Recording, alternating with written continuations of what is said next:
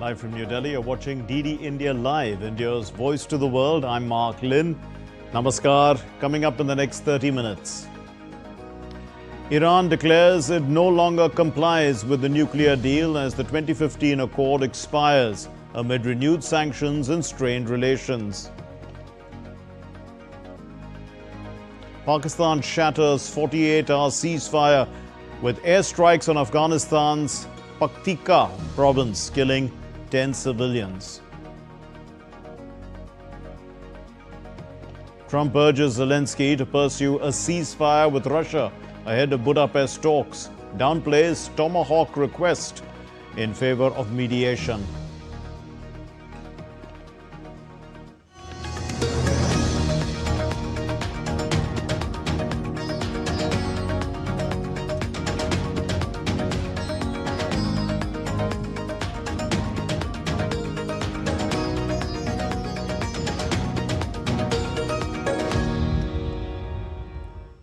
Iran said on Saturday that it no longer is bound by restrictions on its nuclear program as the 2015 nuclear deal with the world powers has officially expired. The deal, which capped uranium enrichment and subjected Iran's nuclear activities to UN oversight in exchange for sanctions relief, has been effectively defunct since the US withdrew in 2018. Tehran reiterated its commitment to diplomacy but criticized European nations for undermining recent talks. The move follows the reimposition of UN sanctions and rising tensions over Iran's enriched uranium levels, which far exceed the limits of for civilian use. Now, last month, Britain, France and Germany triggered the UN snapback mechanism, reinstating sanctions and effectively nullifying the deal. While talks with the US and Europe remain stalled, experts say the deal's collapse may open space for new diplomatic efforts, though the risks of escalation remain high. In Afghanistan, at least 10 civilians were killed and a dozen more were injured last night after Pakistan launched airstrikes on the border province of Paktika, breaking a ceasefire that had brought 2 days of calm to the border. The 48-hour truce paused nearly a week of border clashes that killed dozens of troops and civilians on both sides. A senior Taliban official said that Pakistan broke the ceasefire and bombed 3 locations in Paktika province. The official also said that Afghanistan will retaliate. Among the dead include at least 3 local cricketers. The killing of the 3 cricketers prompted Afghanistan's team to pull out of a tri-series with Pakistan and Sri Lanka scheduled for next month. Now, Afghanistan's cricket board in a social media post has said that the players had travelled to Paktika province to take part in a friendly match. Qatar, backed by Saudi Arabia, offered to host peace talks in Doha.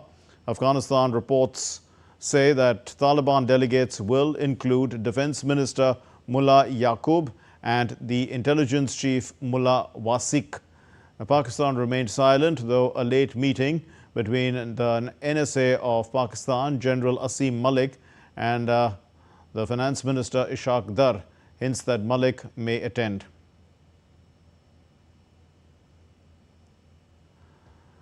Well, in fact, Afghanistan and Pakistan are set to hold peace talks in Doha on Saturday, following renewed border clashes and a fragile ceasefire. A high-level Afghan delegation led by the Defence Minister Mullah Yaqub has departed for Qatar. This is what the Afghan spokesperson has confirmed. Sabiullah Mujahid is his name. Now, from the Pakistan side, the Defence Minister Khwaja Asif and the Intelligence Chief Asim Malik, they are also attending the talks, as announced by the Pakistan State Television. A Pakistani delegation was already in the Qatari capital on Friday for talks and was also to be joined by other senior officials. In a cordial White House meeting, the US President Donald Trump had pressed Ukrainian President Volodymyr Zelenskyy to pursue peace with Russia, advocating for an immediate ceasefire to the current battle lines, and this is before the upcoming Budapest meeting with Putin. Now, Zelensky's push for Tomahawk missiles met with Trump's emphasis on mediation, overshadowing their productive 2-hour talk on security guarantees. Here's the report.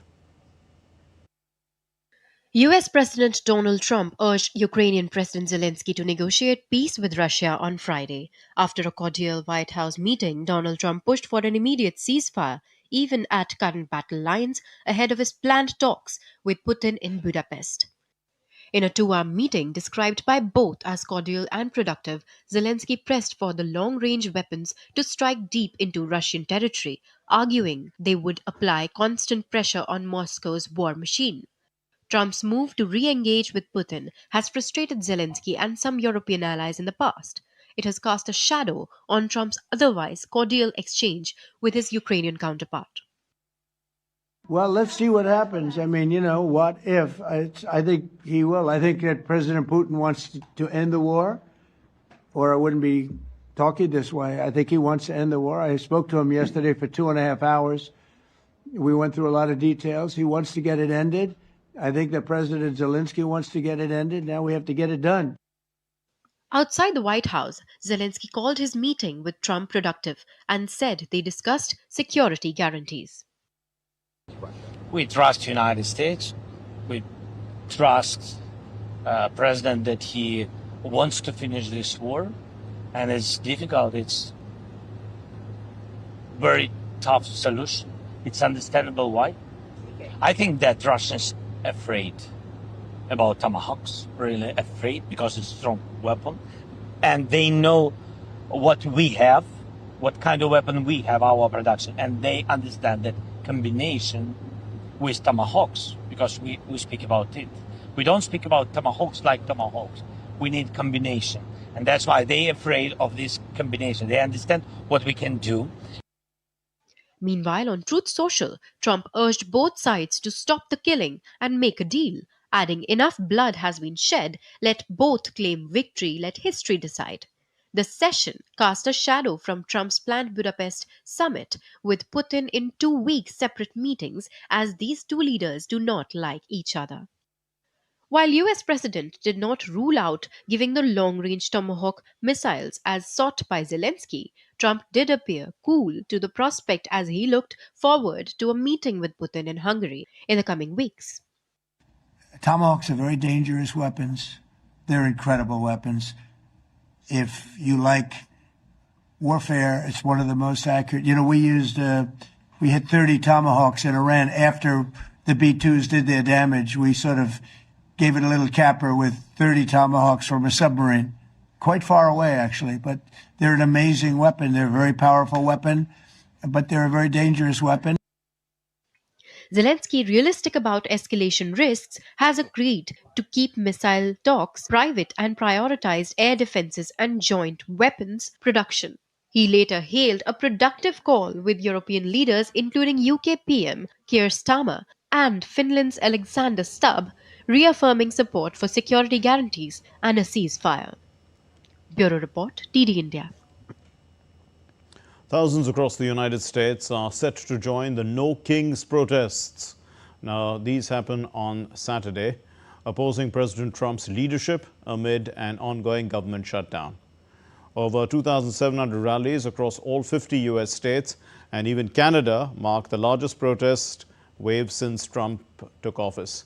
The No Kings movement, it targets what they call authoritarian policies, while the Republicans dismiss these events as anti-American. A 3-week government shutdown has deepened tensions between the White House, the Congress, and the courts. China and the United States agreed on Saturday to conduct another round of trade negotiations in the coming weeks. And this is as the world's two biggest economies are seeking to avoid another damaging tit-for-tat legal or tariff battle. Now, what's happened is that Beijing's announcement of the strict controls on its rare earths industry last week had prompted the U.S. President Donald Trump to threaten 100% tariffs on Chinese imports and consider canceling his upcoming meeting with President Xi Jinping in South Korea during the APEC summit. Despite rising tensions, both sides signaled willingness to engage. The Chinese state media had reported that the Vice Premier, He Lifeng, and the U.S. Treasury Secretary Scott Bessent.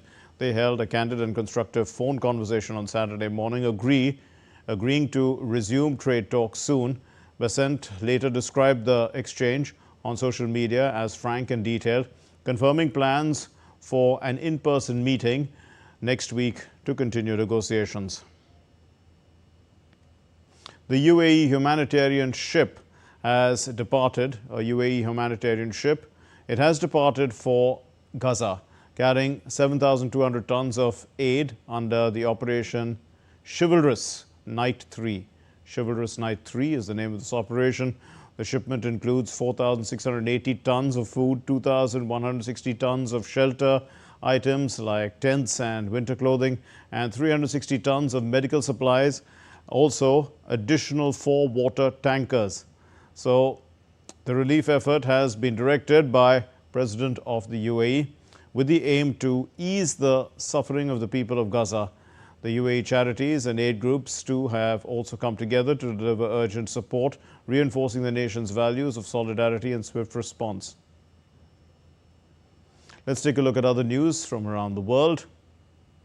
Pope Leo XIV welcomed pilgrims from the Roma, Sinti and traveler communities to the Vatican on Saturday on the occasion of the Jubilee event dedicated to them.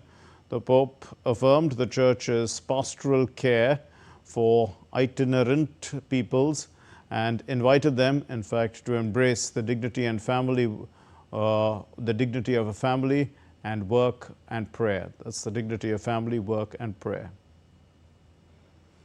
Romania's reserve troops brushed up on their military skills on Friday, practicing long-forgotten techniques such as shooting.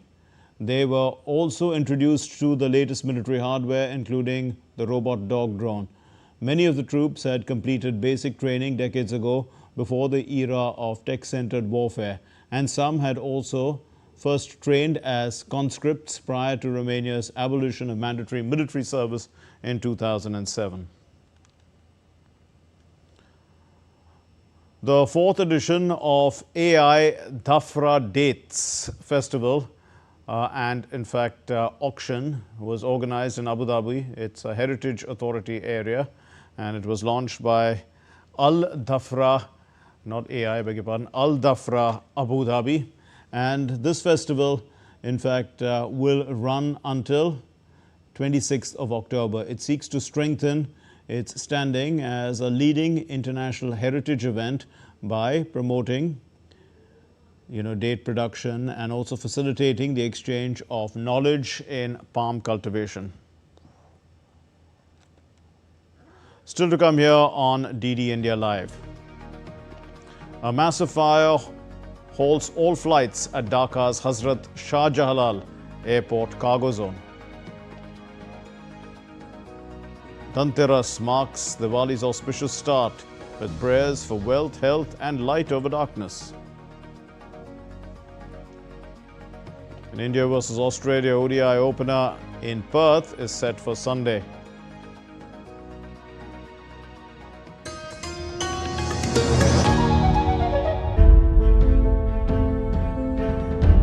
There's so many invaluable artifacts that the British have taken from our country.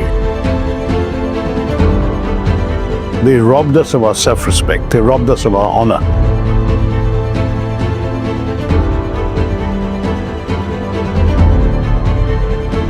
Loot was never innocent. It was painful.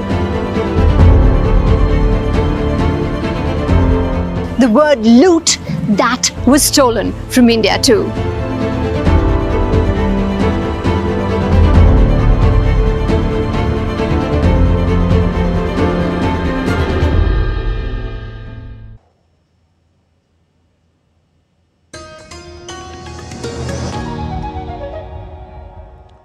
You're watching DD India Live. I'm Mark Lynn.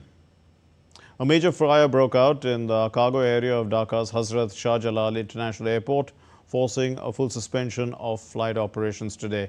According to the Fire Service and Civil Defence of Bangladesh, a total of 32 firefighting units, including teams from the Air Force and Civil Aviation Authority, were deployed to the scene, with 14 units already engaged and 18 more en route. All aircraft are confirmed safe, but the cause of this fire and the extent of the damage remain unknown. Emergency crews are working hard to contain the blaze, and flights are on hold until further notice. In a landmark moment for India's defence capabilities, Defence Minister Rajnath Singh on Saturday flagged off the first batch of the BrahMos missiles at the BrahMos Aerospace Production Unit in Uttar Pradesh's Lucknow under the Atmanirbhar Bharat mission. Rajnath Singh hailed the missiles as a symbol of India's growing self-reliance under the Atmanirbhar Bharat initiative. He said that the production facility in Lucknow will manufacture 100 BrahMos missiles, which have become the backbone of the armed forces, and supply them to the Indian Army and Navy. Designed jointly by India's DRDO and also Russia's NPO, BrahMos played a crucial role during Operation Sindoor following the Pahalgam terror attack. BrahMos team ने गत एक महीने के भीतर दो देशों के साथ लगभग 4000 करोड़ रुपए के अनुबंधों पर हस्ताक्षर किए।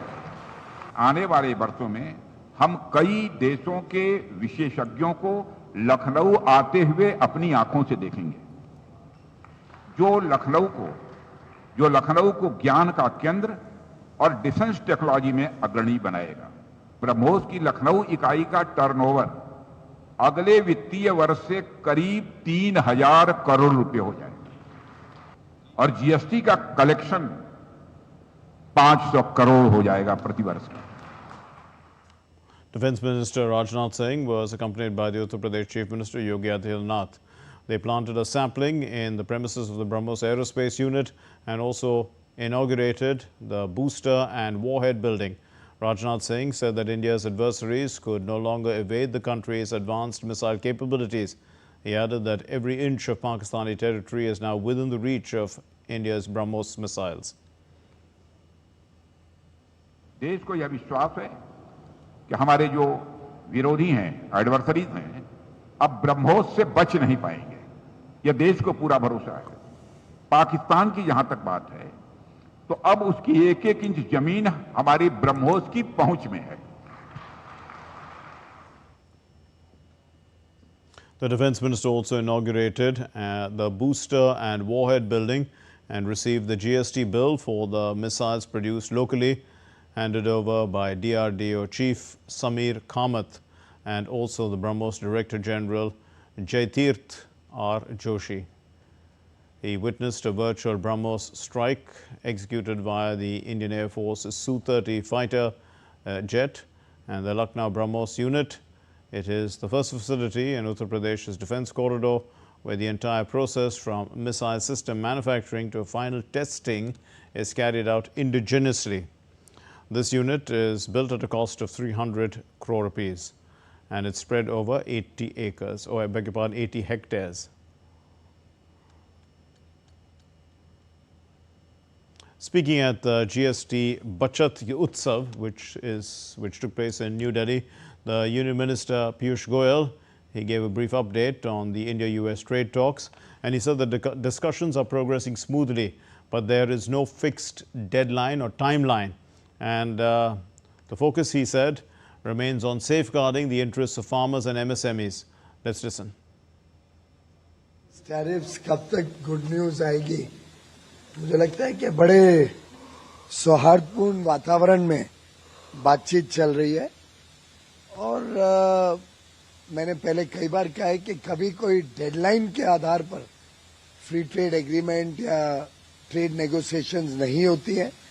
भारत के किसानों का, भारत के मछुआरों का, भारत के एमएसएमई सेक्टर का जब तक देश हितों को पूरी तरीके से हम संभाले नहीं, तब तक कोई एग्रीमेंट किया नहीं जाता।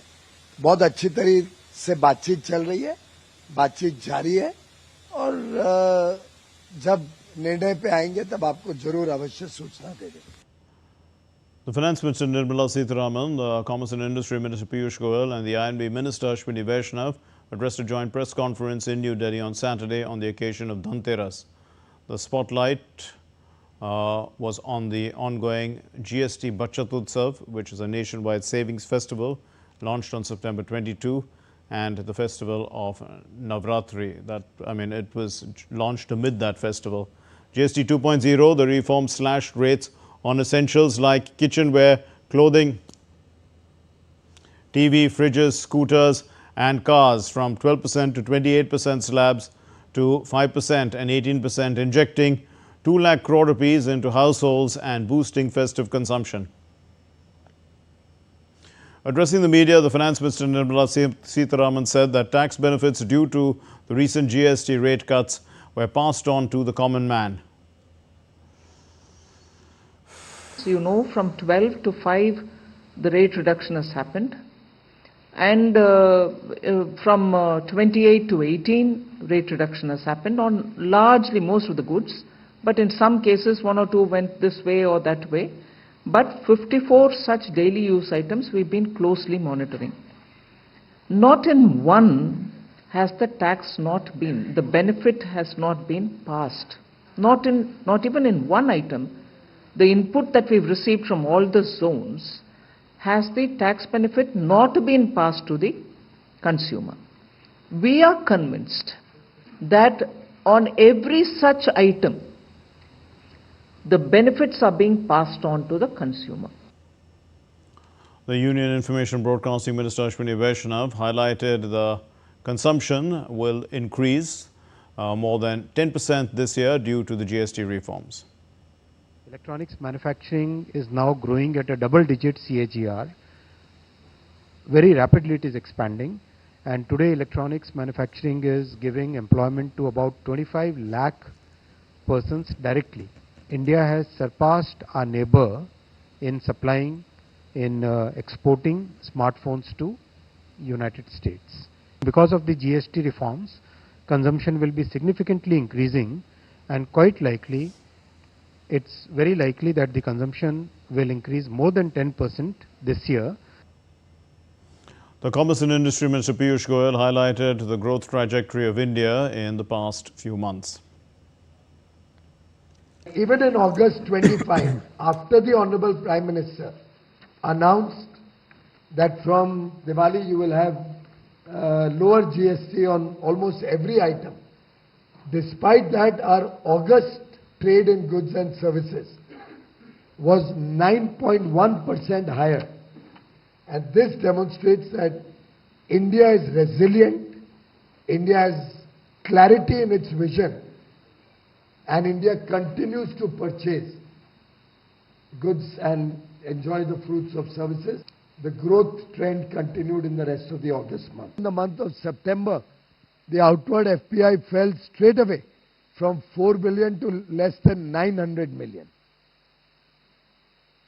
This clearly shows that the world also and investors from across the world could quickly see that this is a huge upswing in India's growth story. The Jammu and Kashmir Lieutenant Governor Manoj Sinha is in Russia leading an Indian delegation tasked with bringing back the sacred relics of Lord Buddha. The relics are currently on display at the international exhibition there in the Russian Republic of Kalmykia. So this week-long exposition, it concludes today, and it's being held in Elista, which is the capital of Kalmykia, Europe's only Buddhist majority region. The relics are part of the Piprahawa collection, which is housed in the National Museum in New Delhi. The relics were transported to Russia with full religious sanctity aboard a special Indian Air Force aircraft, accompanied by a delegation of senior Buddhist monks and officials. The week-long cultural program also included a special exhibition tracing the historical journey of the Buddha's relics. India are going to be facing Australia in the first ODI at Perth on Sunday, and all eyes will be on ROCO. That's, Rohit Sharma and Virat Kohli actually making their return. The new captain, Shubman Gill, leads a strong and balanced side, while the Australians are looking to rebuild. Here's a report.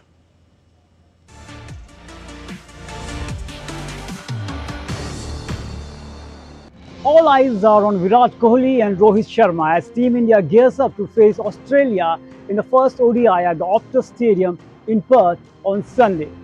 Yes, the legends are back after leading India to a memorable Champions Trophy win earlier this year. Both Kohli and Rohit returned to international cricket, but this time under a new captain. Young Shubman Gill takes charge as India's new ODI skipper, stepping into big shoes and leading a team that's now looking ahead to the 2027 ODI World Cup. For him, this series is about shaping the future, but for Kohli and Rohit, it could be one last dance down under. Having retired from the Test and T20s, their form and fitness in this series will be crucial. And remember, both have a superb record under down under. India will miss Jasprit Bumrah, who has been rested for the T20 series after the ODI series, but that opens the door for young quicks Harshit Rana and Nitish Kumar Reddy to shine. Mohammad Siraj is back after a year, while Hardik Pandya out with injury. KL Rahul and Dhruv Jured are the wicket-keeping option for Team India, while Yashasvi Jaiswal and Shreyas Iyer bring in solid batting form. Now talking about Australia, they are going through a rebuilding phase with Steve Smith, Glenn Maxwell and Marcus Stoinis retired from ODIs. The Aussies have lost their last series, managed just 2 wins in their last 10 matches. India on the other hand are flying high. Champions Trophy winners, unbeaten in their last 8 ODIs and currently the #1 team in the world. Their last ODI defeat came more than a year ago, and that is Perth. India never played an ODI here, and surprisingly, Australia have never won at this ground, losing all 3 matches so far. Fast bowlers dominate this venue, so expect plenty of pace and bounce under the lights. So it's all set. A fresh chapter in the India-Australia rivalry, a young captain leading a powerhouse team, 2 legends facing one big moment, and a ground where anything can happen. Can India extend their dominance, or will Australia finally break the Perth jinx? We will find out on Sunday when India and Australia go head-to-head in what promises to be a cracking contest.